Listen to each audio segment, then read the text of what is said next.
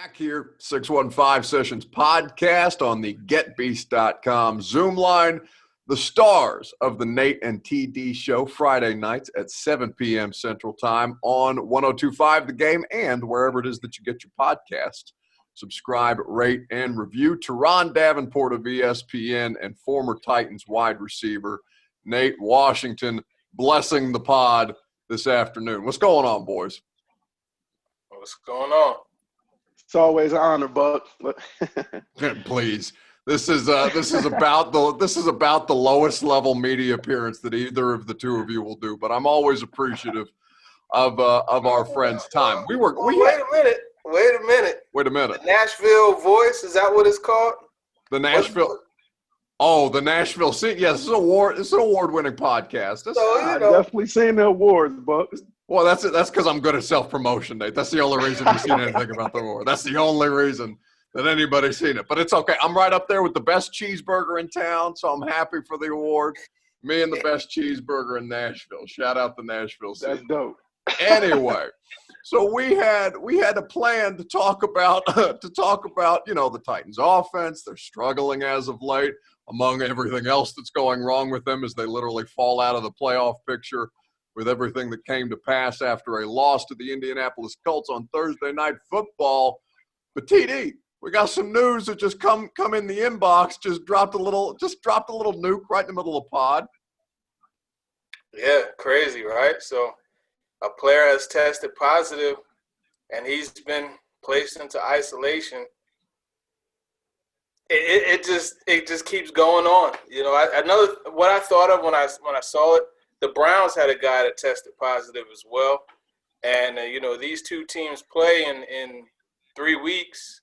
It's just continuing to spread throughout the league and throughout this country. It's just, this has become, I don't want to say normal, but it's not shocking when you have someone test positive like this. I'll be honest though, Nate. I got a little PTSD from the last round of Titans of the Rona Titans. I can't live that way again, man. I don't need to do that to myself or anybody else. I tell you what, man, whoever wins GM of the year definitely deserves it, man. This has just been a hectic year for a lot of these organizations, and shuffling guys in and out has been mandatory. As we've had a good friend of ours on last weekend, and what he said was, "One monkey don't stop no show. The circus must go on," and that's how we look at it. No question. So David Long has been placed on the NFL's reserve COVID-19 list, and in a corresponding move, sprinkle a little good news on the bag because that's the way Titans PR likes to do it. Shout out Robbie Boren. Darrington Evans, the running back, has been activated, has been placed in the return process off of the 3-week IR. So we begin with that, but we will not linger on that too much, as that's about the only information at this point that we have, is literally that dropped as soon as we started to tape the podcast. Meanwhile, you got the Titans at 6-3. It's it feels like an eternity since they were literally at the top of the division and getting ready to square off with Nate's undefeated Pittsburgh Steelers, remaining undefeated at this point through 10 weeks of football. They have since lost 3 of 4, all 3 to AFC teams.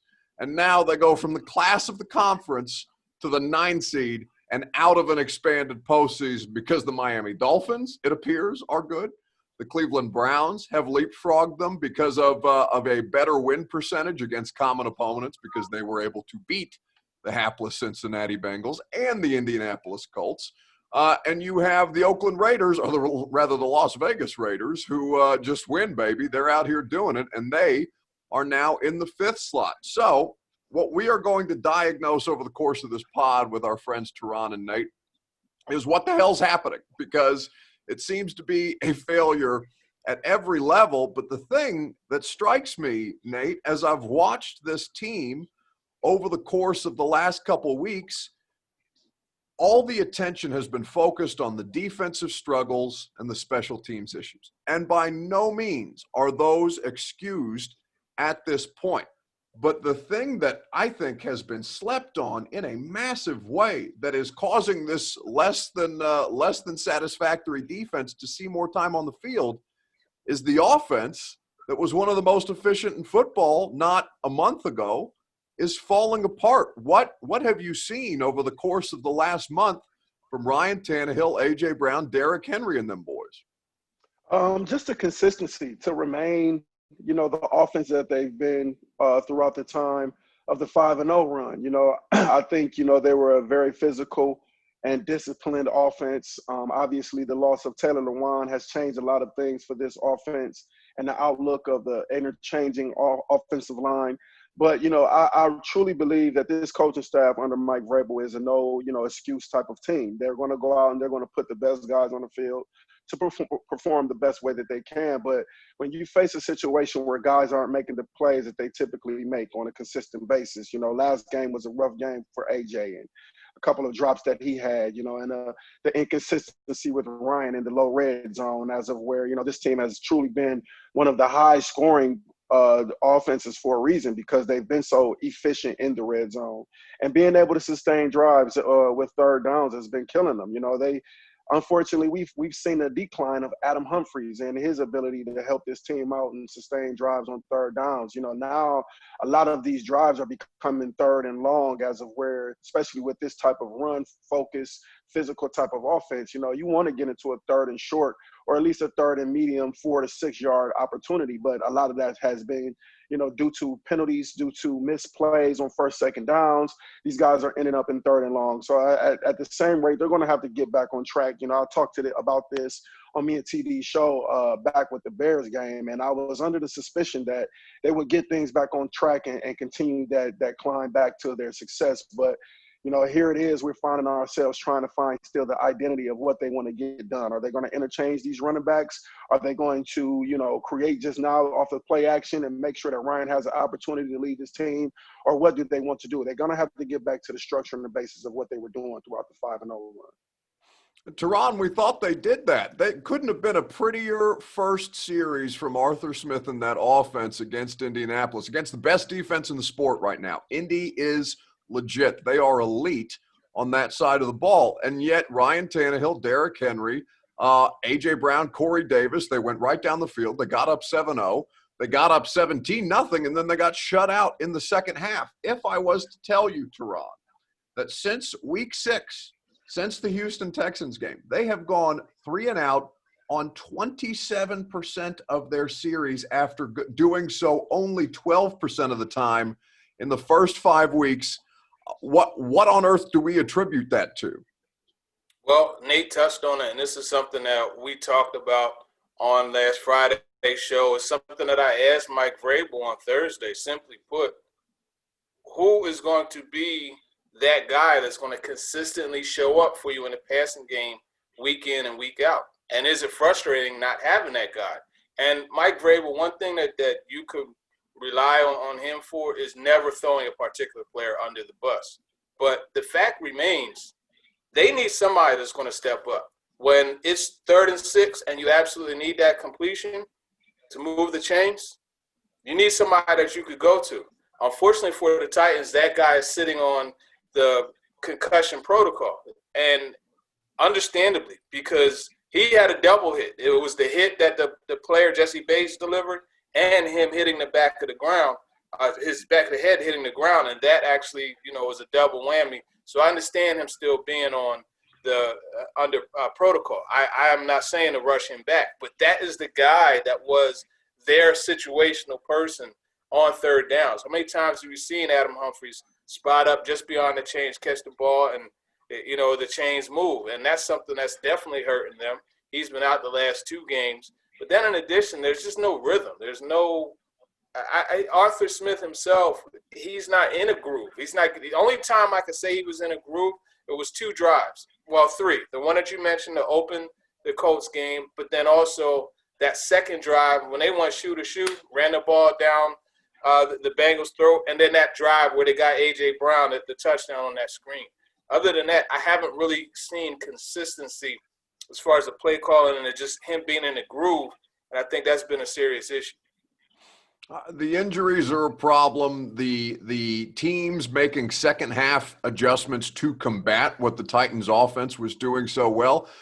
They're the 3rd worst team on first downs since week 6. They are only better at this point than the Dallas Cowboys and Washington on first down plays, on first down efficiency. And it completely takes Derrick Henry out of the game. It's a snowball effect that we're seeing with the Tennessee Titans offense, and it's causing this defense to play 60, 70 snaps from week to week in a way that we had talked to Shane Bowen and Mike Vrabel about earlier in the year. Harold Landry needs to play less snaps in order to maximize his efficiency. They only play with 3 outside linebackers anyway, for reasons that are beyond me. That's a situation that I can't for the life of me figure out, especially with the way that things have gone over the last couple of weeks.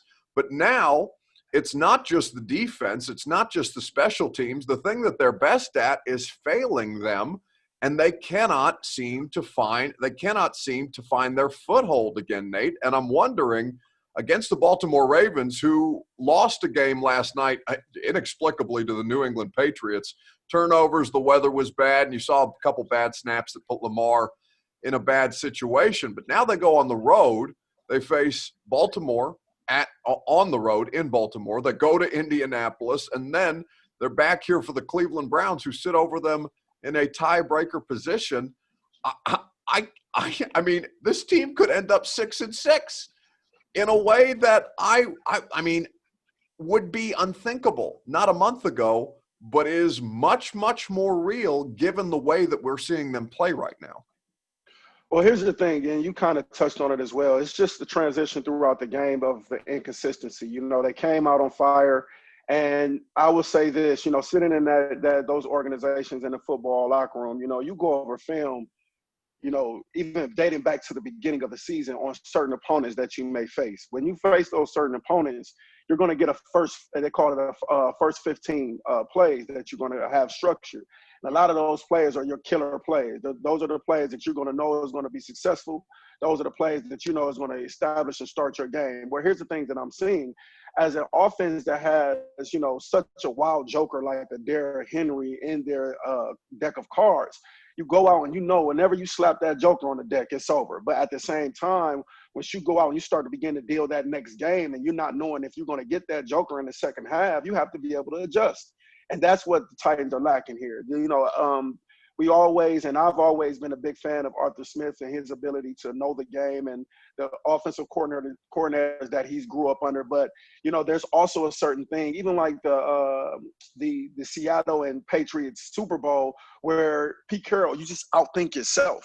You put yourself in a situation behind your one joker card that you have in Derrick Henry, and you believe that, you know, that joker is always going to trump everything. But here it is. You believe that people start catching up to your hand and know when you get that joker in your hand again, now you panic and you feel like you may play it out of place. And I just feel like that's what's happening a lot of times with this offense throughout the duration of games. They're not making the adjustments that are going to be necessary in order to sustain, you know, shorter third downs and give themselves an opportunity to remain in a pass run option, but to also go in and give guys like A.J. Brown and Corey an ability to do what they do best, and that's run routes off of play action. When you get guys in longs, third and longs and those things of that nature, play action is not going to be best for you. Now you have to go to a regular offensive-based pass, and a lot of times this offense is just not built off of that. So somehow, some way, they're going to have to find a better way to establish themselves, not only on that 1st and 15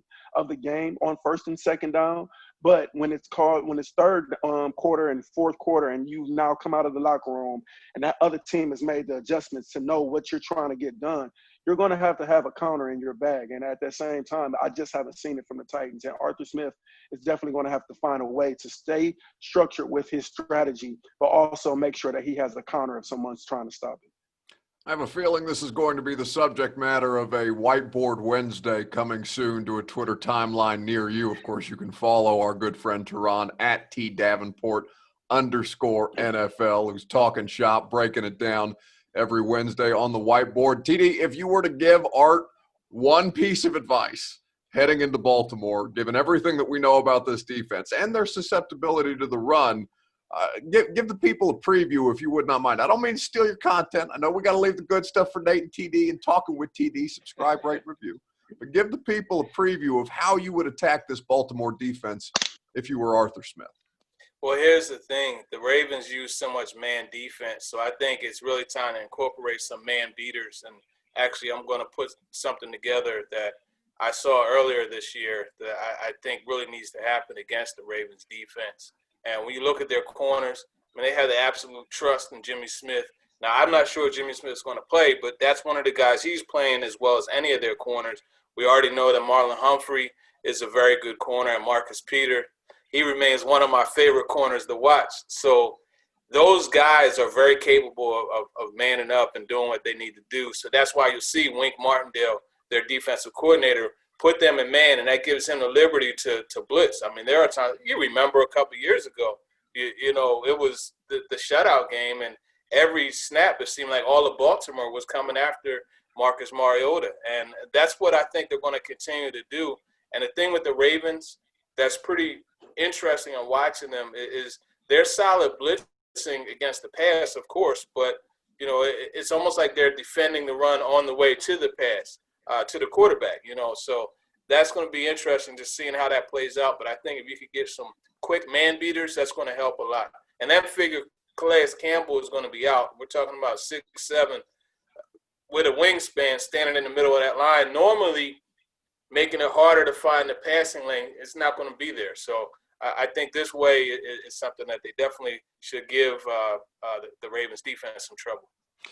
It's a crowded division right now with the way that Sunday's games have come to pass. We talked to Mike Vrabel about this today on the Zoom call. He knows where they're at, and this is we've been beating them up a lot lately, rightfully so, because the decision making is questionable at times. But as it was last year, almost at this very point, it seems Nate has evaporated. There he is, evaporated from the Zoom call.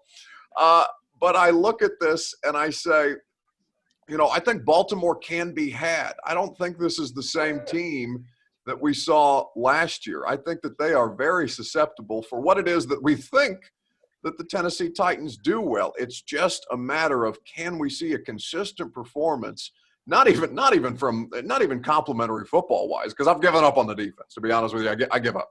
Like I give up on complimentary football. I give up on the rotating cast, the punters. Stephen Gostkowski is almost he's 6 of 7 from 50 plus, but he can't hit it from inside of 50 yards. I don't understand what the hell's going on with this team, Nate. But I tell you that if the Tennessee Titans do what they have been capable of doing through the first 5 weeks, and try and regain that foothold against a defense that has been historically good but can be had in this particular game, they need a get-right game in the worst of ways, and it would be shocking to see it come against Baltimore, but I do think it is possible. Well, one of those things that you mentioned about this Baltimore team is their inability right now to match other teams' runs. You know, I think that this will be the game where the Titans can do what they do best, and they have to be unapologetic about it. You can't go in here into this game on 3rd and 2 calling bootlegs. I understand, you know, these guys may be getting paid on the other end as well, but it's that time of the season where the Titans are going to have to make a decision. The players, the coaching staff, of what they want the back end of their season to be. As you stated, this is very much looking like it could definitely come to a 8-8 season, which could be very disappointing. And I've also alluded to this on my Twitter feed that, you know, if they don't correct the things that are necessary, it's going to be appalling of the fans and very disappointing of a lot of people. But here's the thing, as they face this Baltimore team, I'll totally agree with you. You know, they're going to have to find a way as an offense to keep their defense off the field. With that being said, they have the perfect offense set up to do that. You know, running the ball, maintaining the time of possession, keeping Lamar Jackson and that high potent offense off the field. They'll definitely be motivated to bounce back off of their performance from last night. So I'm pretty sure they'll be as ready as possible. But, you know, when you look at this Titans offense and what they're able and their capabilities and what this Baltimore Ravens defense is lacking, this is a game where the Titans are going to have to go out, be unapologetic about what they do, which is run the ball. I believe they're going to have to switch up run ball carriers. I would love to even see Ryan in some RPO. You know, it's something is going to have to change with this offense when it comes to the run game and their attack. not to just be so systemic with their inside the tackle runs, the gut plays, and the off tackle plays, but hitting this thing downhill, allowing that Derrick Henry train to get rolling. And once that Derrick Henry train gets rolling, then the rest of the Titans become the Titans. The defense will probably pick up. The special teams will feed off of it as well. It reminds me a lot when I was young in Pittsburgh, my rookie year.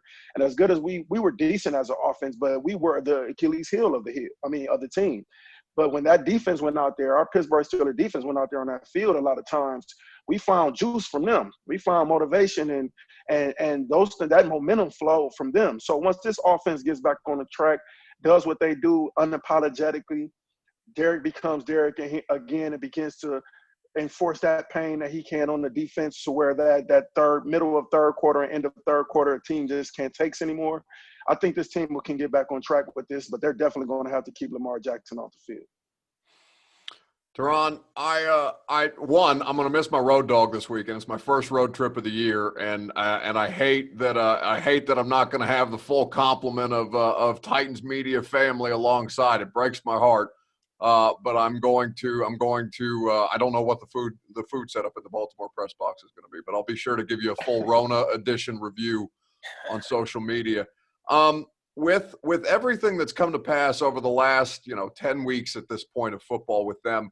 What do you question most about the Tennessee Titans, from coaching, from players, from just the entire outlook at this point, given what we thought they were at the start of the season to where they sit now out of the playoff picture and kind of gasping for air? It's a combination for me of, and both things are tied into the secondary. It's a combination of the coaching and just the execution.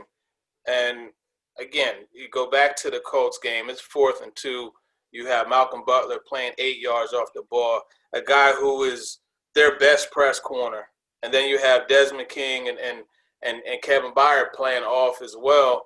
And sure enough, they run a quick speed out type of play, and that takes Desmond King out of the way. Byard's playing off, and the receiver hooks up, and it's a first down. And these are things that just can't happen.